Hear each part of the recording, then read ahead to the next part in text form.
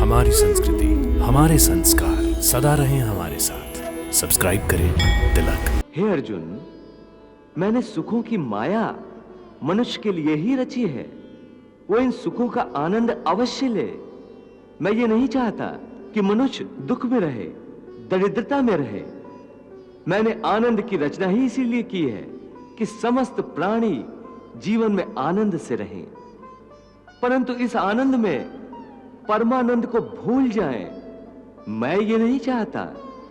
इसलिए यदि कोई मनुष्य इस परमानंद को पाना चाहता है, अर्थात ध्यान योग द्वारा मुझ परमात्मा में लीन होना चाहता है, तो उसके लिए आवश्यक है कि वो इस माया में उलझा न रहे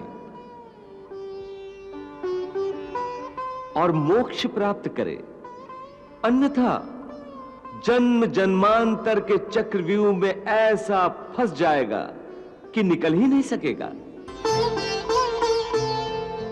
रूप है अनेक, भले जन्म है अनेक, मेरे मुझसे मिलने में अंतर इससे न आए रे।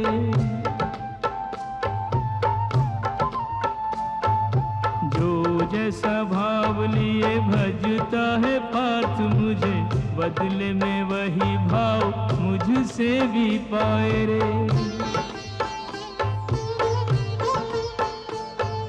पूजा आराधना करे जो जिस रूप में, वो मेरा दर्शन उसी रूप में पाए रे। नदियों का नीर जैसे सिंधु में समाए, ऐसे मेरा भक्त अंततः मुझी में समाए रे।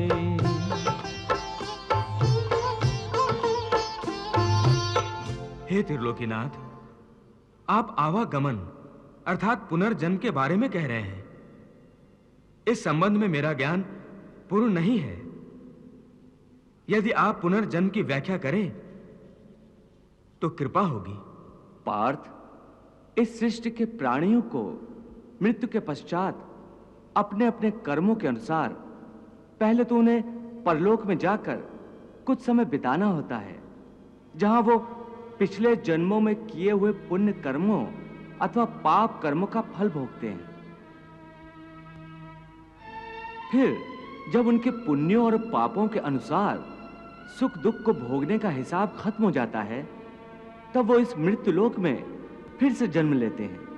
इस मृत्यु लोक को कर्म लोक भी कहा जाता है, क्योंकि इसी लोक में प्राणी को वो कर्म करने का अधिकार है जिससे उसकी प्रारब्ध बनती है।